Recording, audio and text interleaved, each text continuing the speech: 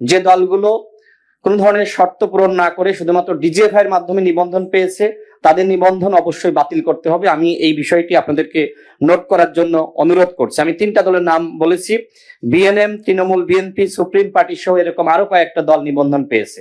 এই দলগুলো শেখ হাসিনাকে ফ্যাসিস্ট বানাতে সহযোগিতা করেছে। এটা আপনাদের একটি দুর্বলতা, যেটি আমি আবারও মনে করিয়ে দিতে চাই, যে একটি দলের নিবন্ধন দেওয়াকে কেন্দ্র করে, প্রতীক দেওয়াকে কেন্দ্র করে আপনাদের দুর্বলতা পুরো জাতি দেখেছে। নির্বাচনের সময় এই ধরনের আর কোনো দুর্বলতা আমরা দেখবো কিনা সেটি জাতির সামনে আপনাদের কমিটমেন্ট করতে হবে। সংবিধান সংস্কার বিষয়ক যে প্রস্তাবনা, এর বাইরে অন্যান্য বিষয়গুলো নিয়ে কোনো আলোচনা হয়নি। তার মানে কোনো আলোচনা ছাড়া যদি কোনো কিছু নির্বাচন কমিশন গ্রহণ করে, সেটি আমি মনে করি কোনোভাবেই আইনসম্মত না, এবং আমাদের মতামতকে উপেক্ষা করা। নির্বাচন সংস্কার কমিশনের পক্ষ থেকে আমাদের সাথে বসা হয়নি, আমাদের সাথে কোনো আলোচনা করা হয়নি। আর কিভাবে, আমার প্রশ্ন হলো যে কিভাবে তাহলে আপনারা তাদের প্রস্তাবনা গ্রহণ করলেন? এটা কি আসলে কোনো আইনগতভাবে বৈধ? আলাপ আলোচনা ছাড়া তো নির্বাচন কমিশন এককভাবে সিদ্ধান্ত নিতে পারে না। এই জন্য আমি আপনাদের কাছে প্রস্তাব রাখছি, নির্বাচন কমিশনের যে প্রস্তাবনা সেটি আপনারা সামনে রেখে দলগুলোর সাথে আলোচনা শুরু করেন, দলগুলোর মতামত গ্রহণ করেন, এরপরে আপনারা মতামতের ভিত্তিতে চূড়ান্ত সিদ্ধান্ত গ্রহণ করেন। আমি আপনাদের কাছে অনুরোধ করছি বিষয়টা নোট করার জন্য।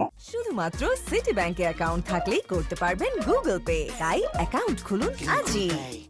আপনারা যে আলোচ্য সূচি নির্ধারণ করেছেন 11টি বিষয়, এর মধ্যে আমাদের বিএনপির স্থায়ী কমিটির সদস্য মঈন খান স্যার, তিনি সবগুলো বিষয়েই তিনি চমৎকারভাবে বিশ্লেষণ করেছেন।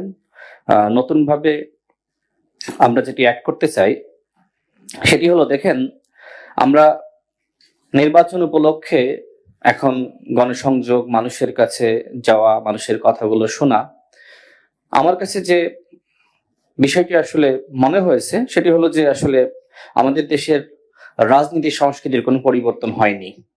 গণ অভ্যুত্থানের আগেও যে ধরনের পরিবেশ ছিল এখনো একই ধরনের ব্যবস্থা রয়েছে। যদি রাজনীতি সংস্কৃতির কোনো পরিবর্তন না হয় তাহলে সেক্ষেত্রে কিভাবে আমরা ইতিহাসের সেরা নির্বাচন আসলে জাতিকে উপহার দিতে চাই? ঐক্যমত কমিশনে 9 মাস আলোচনা হয়েছে, এই 9 মাসে আমরা অনেক বিষয় আলোচনা করেছি, ঐক্যমতে আসতে পারি নাই। এবং গণ অভ্যুত্থানের এই সরকারের কাছে আমাদের অনেক প্রত্যাশা ছিল যে তারা অন্তত গণ অভ্যুত্থানের পরে রাজনৈতিক সংস্কৃতি পরিবর্তন করবে।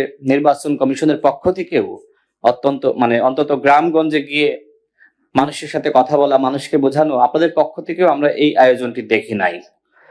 গণ অভ্যুত্থান পরবর্তী সময়ে যে নির্বাচন কমিশন গঠিত হয়েছে, সেই নির্বাচন কমিশনের দায়িত্ব শুধুমাত্র একটি নির্বাচনের আয়োজন করা নয়, বরং নির্বাচনের জন্য যে ধরনের পরিবেশ তৈরি করা দরকার সেই পরিবেশের দিকে আসলে মনোযোগ দেওয়া দরকার ছিল। আমার কাছে মনে হয় যে আপনারা হয়তো লিখিত প্রস্তাবনা, আইন, বিধি এগুলো তৈরি করেছেন, কিন্তু সবসময় এই কাগজে আইন দিয়ে আসলে সবকিছু পরিবর্তন হয় না। আমাদের যে আস্থার জায়গাটা ছিল যে আপনারা অন্তত গ্রাম গঞ্জে, পাড়া মহল্লায় নির্বাচন কমিশনের পক্ষ থেকে টিম যাবে, মানুষকে বোঝাবে, মানুষকে প্রশিক্ষণ দিবে, সেই কাজগুলো আমার কাছে মনে হয় যে করা হয়নি।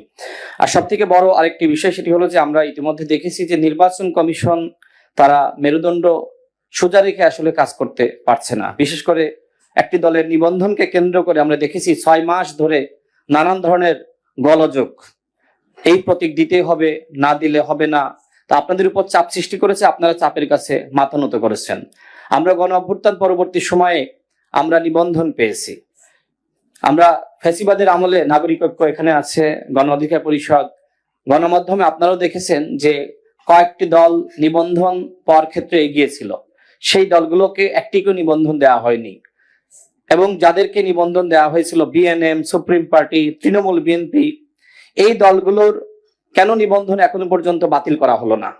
শেখ হাসিনার আমলে ডিজিএফআই যাদেরকে নিবন্ধন দিয়েছে এবং যারা আসলে শুধুমাত্র 24-এর ডামি ইলেকশন করার জন্য নিবন্ধন যাদেরকে দেওয়া হয়েছে, সেই দলগুলোর সাথে কোনোভাবে নির্বাচন কমিশন সংলাপে বসতে পারে না। আমরা মনে করি এটা গণ অভ্যুত্থানের চেতনার বিপরীত।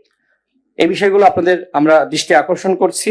যে দলগুলো কোনো ধরনের শর্ত পূরণ না করে শুধুমাত্র ডিজিএফআই এর মাধ্যমে নিবন্ধন পেয়েছে তাদের নিবন্ধন অবশ্যই বাতিল করতে হবে। আমি এই বিষয়টি আপনাদেরকে নোট করার জন্য অনুরোধ করছি। আমি 3টা দলের নাম বলেছি, BNM, Trinamool, BNP, supreme party সহ এরকম আরো কয়েকটা দল নিবন্ধন পেয়েছে। এই দলগুলো শেখ হাসিনাকে ফ্যাসিস্ট বানাতে সহযোগিতা করেছে, সুতরাং তাদের নিবন্ধন অবশ্যই বাতিল করতে হবে। আমাদের দলের পক্ষ থেকে আপনাদের কাছে আমরা লিখিত স্মারকলিপি জমা দিয়েছি কয়েকবার।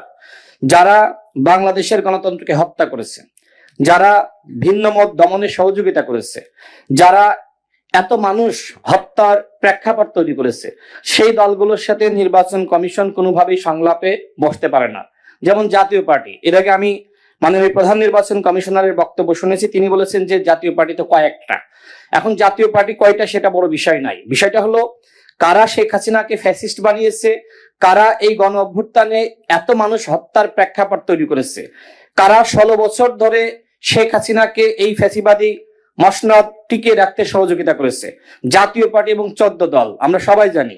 সুতরাং এই দলগুলোকে নিয়ে যদি আপনারা সংলাপ করেন, সেটি আমি মনে করি শহীদের রক্তের সাথে প্রতারণা, গণ অভ্যুত্থানের সাথে প্রতারণা। আমার কথাগুলো শুনতে ভাষাগুলো রুক্ষ লাগতে পারে, কিন্তু গণ অভ্যুত্থানের যে চেতনা, এই ভাষায় কথা না বলে আসলে আর কোনো উপায় নাই। আমরা আপনাদের কাছে যে অনুরোধ রাখতে চাই সেটি হলো জাতীয় পার্টি এবং 14 দল যারা ফ্যাসিবাদের দশর, এই দশরদের সাথে আপনারা কোনোভাবেই সংলাপের আয়োজন করতে পারেন না। আপনাদের কাছে আমরা সেই আহ্বান রাখছি।